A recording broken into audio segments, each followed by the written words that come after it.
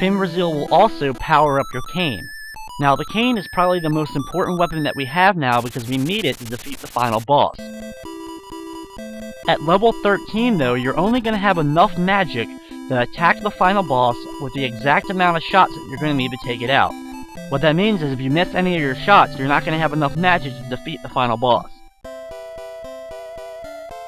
So, if this is your first time playing, I would recommend leveling up 1 or 2 more times so that you have enough magic to fight the final boss without running out.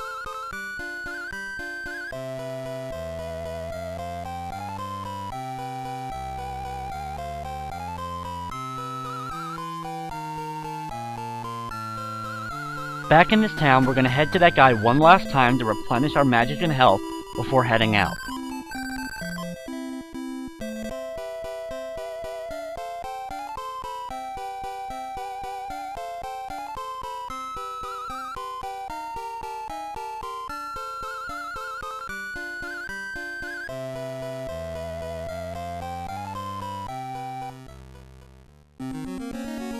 When you make it up back to the castle, now head to the left for the first time.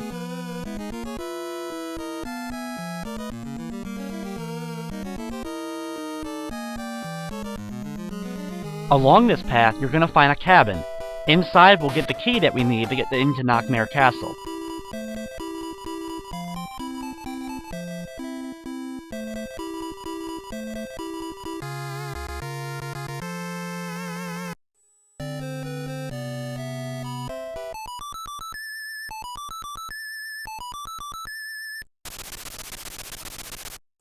With that key finally in hand, it's time to summon Poe again and travel back to Knockmare Castle, and it's time for us to finally complete the game.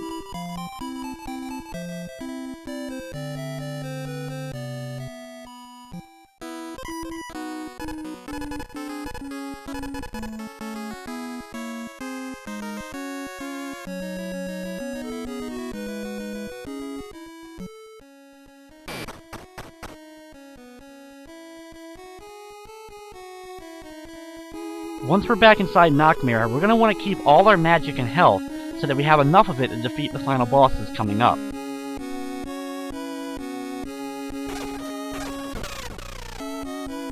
In case you do need to use some magic though, you can kill a couple of the enemies to replenish some of your magic. These red soldiers are very much like the skeletons, so it takes too many shots to really take them out, so your best bet is to try to draw them towards you so you can walk around them and get to the next screen.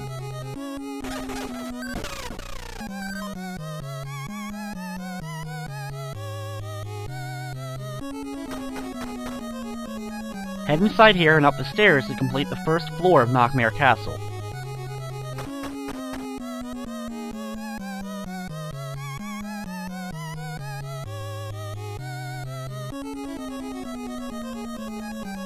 On the second floor, we only have to go through a couple of screens before we find the next staircase.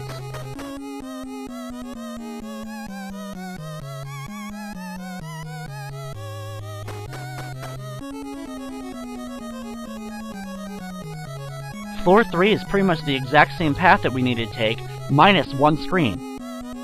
Here we'll get to meet with Sorsha for the first time, the daughter of the great Queen Bavmorda.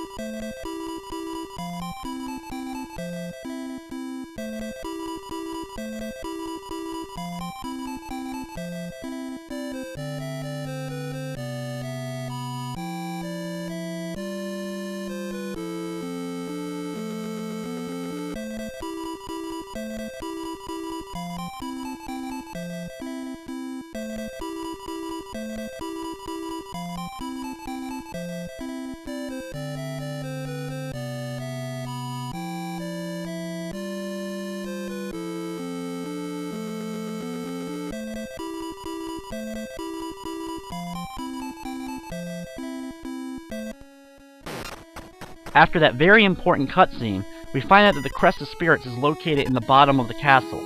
However, we're going to continue north. On this screen, it's time for another big boss battle as we have to deal with Kale, the general of Knockmare Castle. Be very careful and try to get onto the side of him. This way you should be able to dodge most of his attacks from his sword, as well as deliver a lot of quick hits. Your goal is to get him up towards the wall so that you'll actually be able to deliver a lot of hits and you won't knock him back anymore when you're hitting him. Once Kale is defeated, you get a large amount of experience as well as your health back.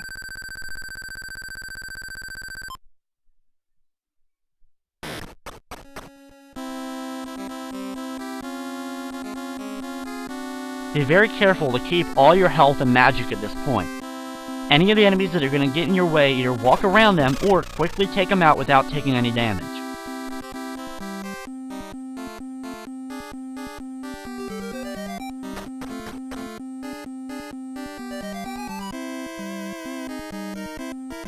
In this area, we only have to head south and left onto the next screen in order to make it to the next door. You'll be outside once again, so cross along another area, watching out in case any of the soldiers do spawn in this area, and then enter the next door.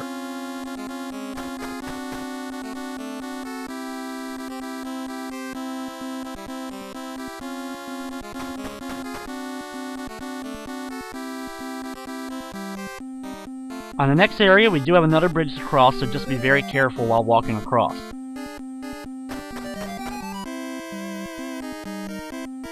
Inside, head up and enter the door, and now it's time to deal with the final boss of the game, Bavmorda.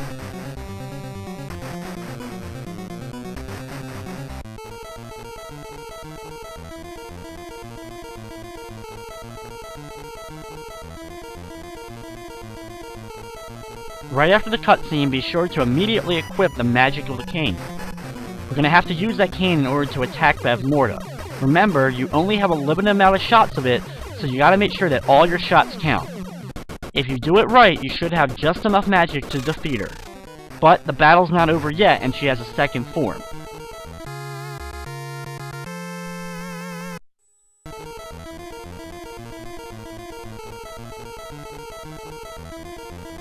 The second form, we're gonna battle her with our sword.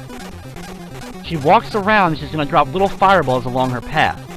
If you can get her in a certain area and use your sword correctly, you'll actually be able to keep bouncing her off the walls or just a little bit away from you. This way you'll be able to deliver a lot of hits to her very quickly. And it'll only take a couple of minutes and a couple of really good hits to finish her off, and you get to enjoy your ending.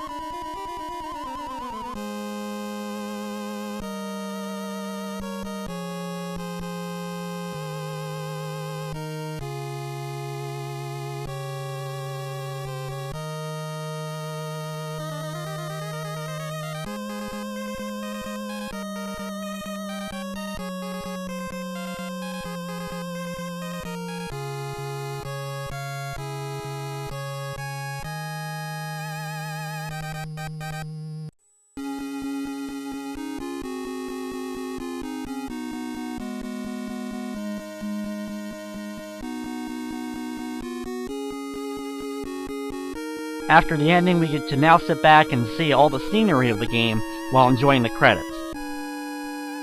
Willow is probably the best example of a licensed film game that ever came out during the NES era, and it's probably one of the best examples of a licensed movie game to be released on any system.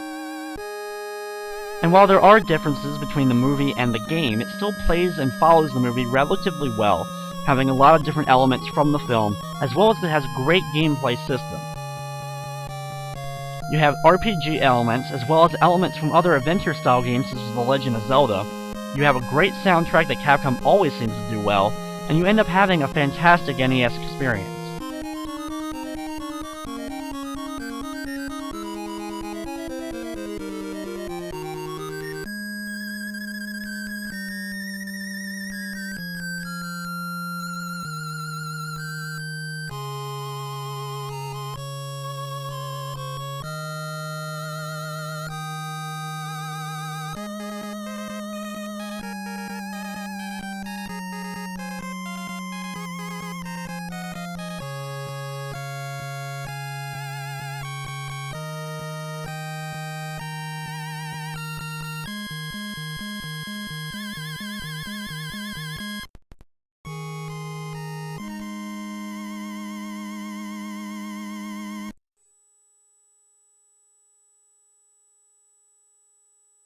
So as we now have our end screen, that's going to wrap up this edition of Play It Through.